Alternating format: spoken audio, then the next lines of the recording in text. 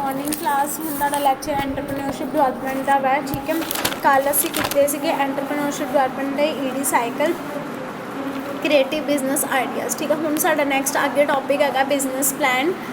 ਉਹ ਕਰਾਂਗੇ ਆਪਾਂ ਅੱਜ। ਅਤੇ ਰੀਜ਼ਨਸ ਫੇਲੀਅਰਸ ਬਿਜ਼ਨਸ ਪਲਾਨ ਦੇ ਅਤੇ ਮਾਈਕਰੋ ਸਮਾਲ बिजनेस ਅੱਗੋਂ चैप्टर स्टार्ट कराएंगे। सब तो पहले कहते हैं बिजनेस प्लान के अंदर एक प्लानिंग क्या होता है। प्लानिंग वही होता है किसी भी चीज़ के ऊपर क्या करना, प्लान करना। Planning is a deciding in advance what to do, how to do, when to do and who is to do it. कहते हैं प्लानिंग वो होता है कि प्लान करना किसी भी चीज़ पे, किसी भी चीज़ के ऊपर कहाँ करना है, प्लान किस जगह पे करना है, कौन सी लोकेशन होनी चाहिए, किस टॉपिक के ऊपर प्लान करना है। बट बिजनेस प्लान क्या होता है, बिज़नेस को स्टार्टअप करने के लिए भी प्लान बनाना पड़ता है। ठीक है, बिज़नेस प्लान हमें बनाना पड़ता है कि कौन से रेट पे कितना वो होएगा। ठीक है, और बिज़नेस हमेशा क्या किस में जाएगा, प्रॉफिट में जाए। ठीक है, हमें तो प्लान बनाना पड़ता है।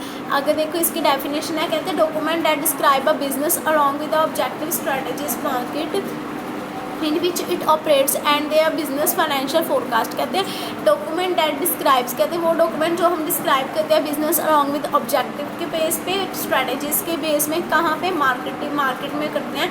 इन which it operates business financial forecast. ठीक है, फाइनेंशियली उसको क्या करना, फोरकास्ट करना। ठीक है, हर एक बिजनेसमैन चाहता है कि मेरा बिजनेस लॉन्ग रन में जाए। ठीक है, मुझे प्रॉफिट ही प्रॉफिट हो, लॉस ना हो।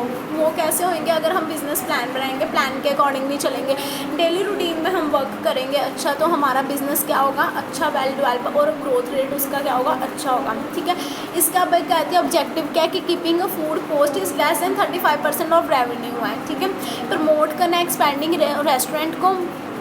मान लो एक रेस्टोरेंट ही किसी ने चलाया, उसका बिज़नेस है। ठीक है, होटल का या कोई भी खाने पीने का, मान लो कोई किसी भी चीज़ का उसका बिज़नेस है। वो क्या करेगा, बिज़नेस को स्टार्ट करने के लिए पहले तो उसकी एडवर्टाइज लेगा, ऑनलाइन डालेगा, क्योंकि आजकल ऑनलाइन ज़्यादा वर्क कर रहा है। ठीक है, उससे क्या होगा, बिजनेस रेट उसका इंक्रीज़ होएगा, उसका रेवेन्यू भी इंक्रीज़ होगा, एक्सपेंडिंग मार्केटिंग लेवल भी उसका इंक्रीज़ होएगा। क्लियर, और उससे कस्टमर क्या होएगा, सेटिस्फाइड होगा। मेन उसका मिशन क्या होता है बिजनेस प्लान में, कि जो वो रेस्टोरेंट चला रहा है वो उसका मतलब कि वो जो फूड है जो लोग पसंद करते हैं वो ही रखे, वो ही बनाया करें। ठीक है, our mission are the following, कौन कौन से, have a great food selection हो, ग्रेट फूड सिलेक्शन हो, फूड अच्छा हो, खाने में एफिशिएंसी हो, और कस्टमर हमेशा क्या हो, सेटिस्फाइड हो। अगर कस्टमर सेटिस्फाइड है तो हमारा बिजनेस हमेशा लॉन्ग रन में ही जाएगा, क्योंकि कस्टमर वहीं आएगा जहाँ एक बारी उसको फूड क्या लगेगा, अच्छा लगेगा। एम्प्लॉय वेलफेयर हो, पार्टिसिपेशन हो। ठीक है, ये भी बहुत इंपॉर्टेंट है। ये नहीं कि मतलब आपका रेस्टोरेंट ही नहीं चल रहा, आप उस प्लेस पे खोल के रखा हुआ है जहाँ पे कोई आ ही नहीं रहा। ठीक है, तो हमने कहते हैं बिज़नेस भी वहाँ स्टार्टअप करना है जहाँ एरिया भी अच्छा हो, लोकेशन भी अच्छी हो। ठीक है, जिससे कस्टमर क्या होएगा, उसके मतलब अपना कस्टमर को अच्छा लगेगा, कि मतलब उसको वो देखेगा कि हाँ यहाँ लोकेशन अच्छी है तो यहाँ पे जाऊँगा फूड वगैरह खाने। ठीक है, मार्केट एनालिसिस क्या होता है कि बिज़नेस को एक बेस्ड पर कन्वींट करते हैं, डाटा आइडिया देते हैं कि मार्केट एनालाइज में क्या करते हैं, कि हम सेकेंडरी लेवल बेस में अवेलेबल होता है ये मार्केट एनालाइज। ठीक है, इसमें हमने एनालाइज करना मार्केट के ऊपर। ठीक है, बिज़नेस का मार्केट के ऊपर हमने एनालाइज करना कि कितनी रेशो में। ठीक है, ड्यूरिंग एक्सपीरियंस देखना कितना रीजनेबल प्राइसेस में है। अगर मान लो कोई भी फूड है, हमने कोई भी रेस्टोरेंट ले लो, अगर उसका फूड ज़्यादा एक्सपेंसिव है, सेम फूड सेम मतलब टेस्ट दूसरे रेस्टोरेंट में मिल रहा है, तो कस्टमर कहाँ जाएगा, दूसरे बाहर से जाएगा। क्लियर, मार्केट सेगमेंटेशन में क्या होता है कि सेगमेंट, अगर रेस्टोरेंट की यहाँ पे एग्जांपल ये एक वाइड कस्टमर बेस में है कि he want to everyone one और वेलकम एंड एंटरटेन्ड। अगर एंटरटेन्ड हो रहा है, कई रेस्टोरेंट्स में आपने देखा भी होगा कि बच्चों के लिए, छोटे बच्चों के लिए उन्होंने एग्जीबिशंस के तौर पे झूले वगैरह लगाए होते हैं ना, कार्टून्स वगैरह लगाए होते हैं, बैलून्स वाले बाहर खड़े कर रहे होते हैं। उससे क्या होगा कि मार्केट अच्छी, वो रेस्टोरेंट का मतलब रिस्पॉन्स क्या होता है, अच्छा होता है। उसमें कस्टमर्स क्या होता है, जाते हैं, यूथ और टीनेजर्स क्या करते हैं, इंकरेज होते हैं वहाँ पे जाने के लिए, फैमिलीज़ भी वहाँ पे जा सकती हैं। ठीक है, हाँ, डिफरेंट सेक्टर्स में डिफरेंट मार्केट सेगमेंटेशन होती है। ठीक है, आजकल तो वैसे ही इतना मतलब कंपटीशन हो गया हुआ मार्केट में कि एक जाने ने जो चीज़ खोली है दूसरा भी उसको देख वैसे ही काम करना शुरू कर देता है। स्ट्रैटेजी एंड इम्प्लीमेंटेशन क्या है कि हमारी पहले तो स्ट्रैटेजी होनी चाहिए कि कौन सा फूड हमने रखना है, वेज रखना है, नॉन वेज रखना है, और फूड में कौन कौन सी आइटम्स आनी चाहिए जो कस्टमर क्या करता है, लाइक करता है। हर एक का टेस्ट अपना डिफरेंट है। फोकस करो कहते वो उस पर जो हमारा जिसकी हमारी डिमांड जा रहा है, ठीक है। मान लो अब एक रेस्टोरेंट आइसक्रीम पार्लर ही ले लो, उसमें आइसक्रीम वनीला ज़्यादा सेल हो रही है एज़ कम्पेयर टू स्ट्रॉबेरी या चॉकलेट, ठीक है। तो वो डिमांड उसको पता लगेगा कि मेरे से कस्टमर कौन सी लेने आ रहा है, आइसक्रीम वनीला ही लेने आ रहा, वो ज़्यादा से ज़्यादा कौन सी मंगवाएगा, वनीला ही मंगवाएगा। क्लियर। नेक्स्ट है the top 8 business plan fail. कहते कौन से 8 बिजनेस प्लान फेल हो चुके हैं। बैड बिजनेस आइडियाज़, एक तो सबसे पहले तो बैड बिजनेस आइडियाज़ है ना, किसी का भी आइडिया नहीं लेना चाहिए। आपका खुद पर जो दिल करता है वो करो, जिसमें आपका इंटरेस्ट है, जो बिज़नेस स्टार्टअप करने में। Clear. Second, employ competition is not in the incentive complicated. कहते हैं बिजनेस प्लान हमेशा फेल तो ही होता है बिकॉज जब क्या होता है कि एम्प्लॉय सेटिस्फाइड नहीं होता, उसका गोल, उसका टारगेट अच्छी। अब इसमें क्या होता है कि इंसेंटिव हमने वो देखना है कि कितना, मतलब बिज़नेस का देखना है कि एम्प्लॉय का मतलब इम्प्रेशन कैसा है, ठीक है, उसका बिहेवियर कैसा है। बिज़नेस को हमेशा बिजनेस, इसमें लिखा है कि business plan can a fail because employ are not competent in way that elegance the goal of employ, ठीक है। कहते हैं गोल ऑफ एम्प्लॉय देखना कि कंपनी का क्या है, ठीक है। अगर कॉन्ट्रैक्ट इंसेंटिव कंपेरेबल होता है तो every participant can achieve the best outcome and him and herself just and acting according to the preferences, ठीक है। क्लियर। नेक्स्ट है कि no exact strategies for firing a lazy co founders. कहते हैं anyone who can start a company, team conflict invisibility है। तो business plan में हमेशा क्या होता है कि should have a step by step process करेगा, हैंडल करेगा। क्लियर। इसमें भी ये है कि मतलब कि हमें लेजी नहीं होना चाहिए। एक कंपनी, ये नहीं कि आप बिज़नेस स्टार्टअप कर रहे हो, ठीक है, आपका दिल, बाद में आप कह दो कि हाँ 2-3 दिन गए, आप कह दो कि हमारा मन नहीं है, ठीक है। लेजी नहीं होना चाहिए वर्कर को। Clear. Team is not balanced. अगर टीम ही ना बैलेंस्ड हो, ठीक है, अगर कोऑर्डिनेट ही ना करे, कोई कॉर्पोरेट ही ना करे, तो वर्क करने में दिल करेगा नहीं करेगा, ठीक है। नेक्स्ट आएगा कि कहते कि detailed is financial projections are missing. इसमें क्या कि detailed financial projections are missing है, इसमें मिस है। कहते हैं कि majority of business plan has been asked to edit heavy conveniently. इसमें ROI हमेशा देखता है कि मोस्ट प्रोजेक्ट कितना लग रहा है बिज़नेस में, ठीक है। पार्ट ऑफ बिज़नेस प्लान अच्छा है कि नहीं है, गुड होना चाहिए। अगर हम कोई भी काम करते हैं उसको कहते हैं ना अच्छे तरीके से करो, ठीक है। बिज़नेस प्लान भी कहते हैं एक अच्छा होना चाहिए, गुड होना चाहिए। क्लियर। नेक्स्ट 6th है spelling and grammatically mistake. Spelling और ग्रामेटिकली मिस्टेक्स नहीं होनी चाहिए, ठीक है। अगर आपकी स्पेलिंग्स और ग्रामेटिकली मिस्टेक्स हैं, ग्रामर मिस्टेक्स हैं, तो उसकी चीज़ की कहते हैं ना सेंस नहीं बनती। ये भी एक बैड हैबिट है किसमें, स्मॉल मीडियम इंस्ट्रूमेंट्स में। फॉल्स अजम्पशंस में क्या है कि one of final mistake that student and startup में make a fatal assuming the values their investor and values are the end of a uses with the some most common false of assumptions हैं, ठीक है। कहते हैं बहुत ज़्यादा most of consumptions हैं। इसमें क्या कि this can be a game over a business. Successful companies है, इसमें बहुत सारी अच्छी कंपनीज़ भी हैं जो अच्छे रेट पे अपना बिज़नेस को स्टार्टअप करती हैं, अच्छे ग्रोथ पे लेके जाती हैं, ठीक है। कुछ कंपनीज़ ऐसी हैं जो फेल भी हो जाती हैं। कहते हैं ना, आपने एग्जांपल सुनी होगी, किसी ने अच्छा बिज़नेस स्टार्ट करा था, ठीक है, एंड में क्या हुआ, बाद में क्या हुआ, उसकी सेल नहीं हो रही है, डिमांड नहीं हो रहा, या कस्टमर नहीं आ रहा, वो उसने अपना बंद करके बिज़नेस और कुछ स्टार्ट कर दिया, ठीक है।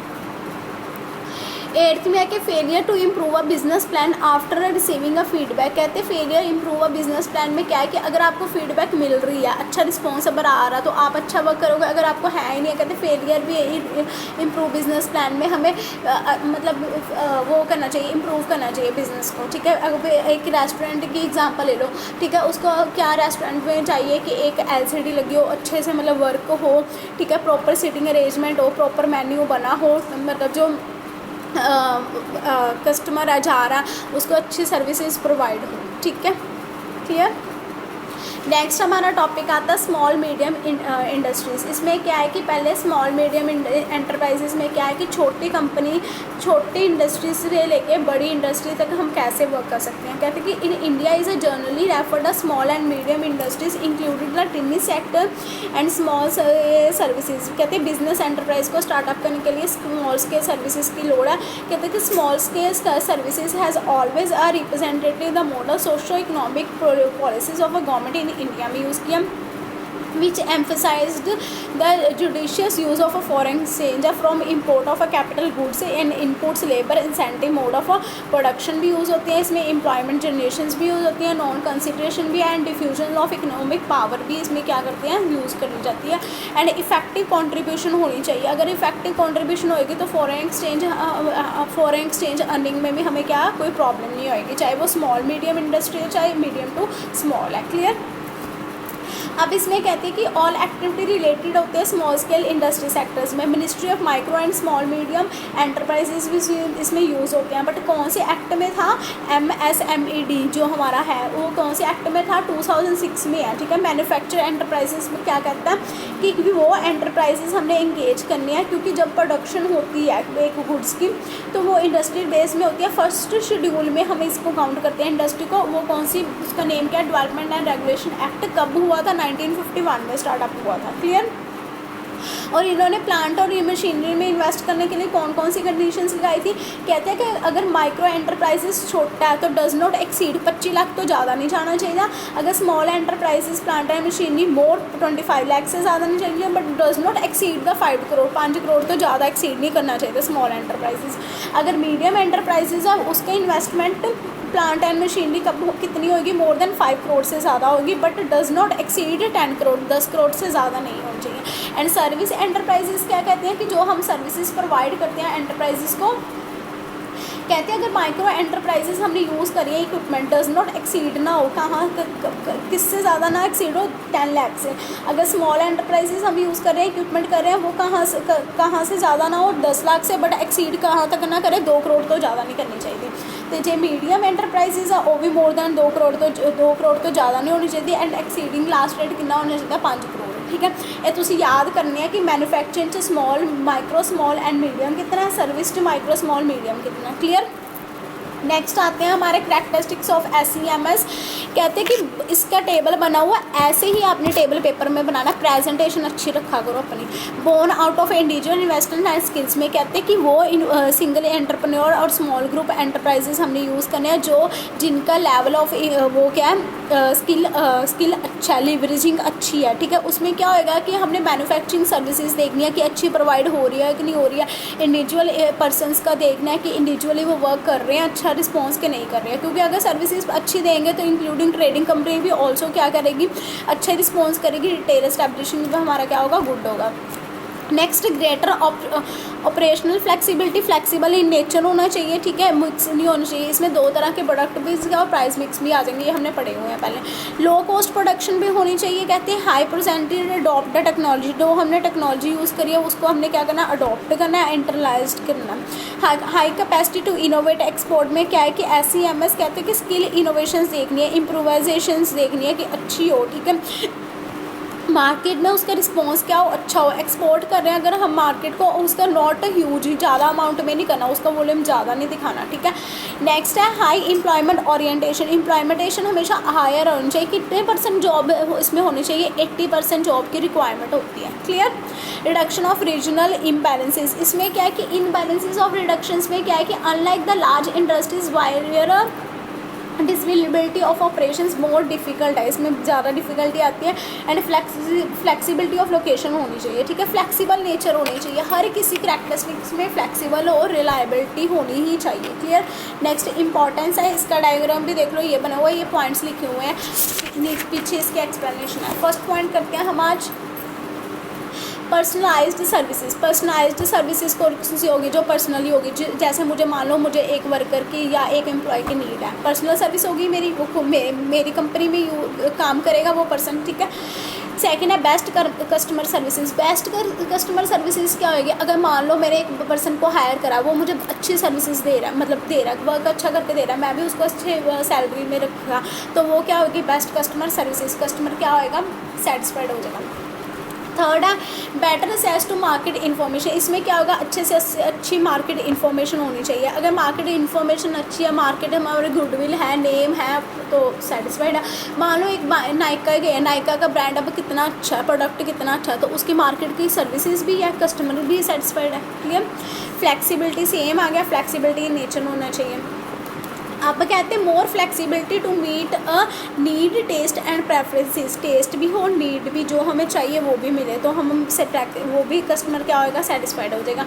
इंक्रीज्ड कैपेसिटी फॉर इनोवेशन, अब कैपेसिटीज़ में क्या हो रही है, इंक्रीज़ हो रही है, इनोवेट हो रही है without running up too much risk में। क्लियर। 7th है इंक्रीज कैपेसिटी ऑफ रिएक्शन, इसमें क्या कि due to the simple structure less rigidity है, कम रिजिडिटी है, बट लार्ज कंपनीज में है। बट एसएसआई क्या कहते हैं, स्मॉल स्केल इंडस्ट्रीज क्या कहती हैं कि क्विकली उसको अडेप्ट कर लो मार्केट चेंजेस को, बट टू मीट किसमें करना है, पर्टिकुलर नीड और इनोवेटिव आइडियाज़ में। क्लियर। नेक्स्ट है more rapid and timely decisions, more rapid and timely decisions में आएगा कि ज़्यादा टाइम बेसिस में हमने उसको क्या करना है, यूज़ करना है। ठीक है, लार्ज एंटरप्राइजेस में। नेक्स्ट 9th है increase ability to correct errors, उसमें करेक्ट एरर्स दो, सही एरर्स दो, ठीक है, रेक्टिफाइड होने चाहिए। बेटर हैंडलिंग ऑफ कॉम्प्लीमेंट, कहते हैं स्मॉल स्केल इंडस्ट्रीज कहती है कि कहना बेटर मीट कस्टमर की एप्लीकेंट होनी चाहिए, ग्रीवियंस होनी चाहिए, मतलब कि उसकी ज़रूरत होनी चाहिए वो काम को करने के लिए। 11th है इंक्रीज्ड वर्कर कमिटमेंट, अगर हमने मतलब कमेटी ने वो कर लिया है कि मतलब ये वर्कर के साथ मैंने कमिट कर लिया है कि इसके साथ बिजनेस करूँगा, तो उससे क्या होगा, उसके कस्टमर्स वर्कर्स क्या होंगे, इंक्रीज़ होंगे। ठीक है। इंक्रीज्ड वर्कर प्रोडक्टिविटी अब कैसे इंक्रीज़ होएगी वर्कर की, जब वो अच्छी पे देगा, उसको मोटिवेट करेगा, सीनियर ऑफिसर के साथ कंपनी के साथ डील करेगा, मतलब वर्क करने के लिए उसको बताएगा। ठीक है, उसको एक्सपीरियंस हो जाएगा। Clear, is that clear. आज हमारा इतना ही था, कल हम आगे इसका कंटिन्यू करेंगे। और अपने साइड बाय साइड नोट्स बना लो, मैं आपको साथ में नोट्स भी सेंड कर रही हूँ, मतलब वीडियो में है ना, उसको स्टॉप करके अपने लिखने शुरू कर दो कॉपी पे, और प्लीज़ अपनी अटेंडेंस लगा दिया करो। Okay, thank you class.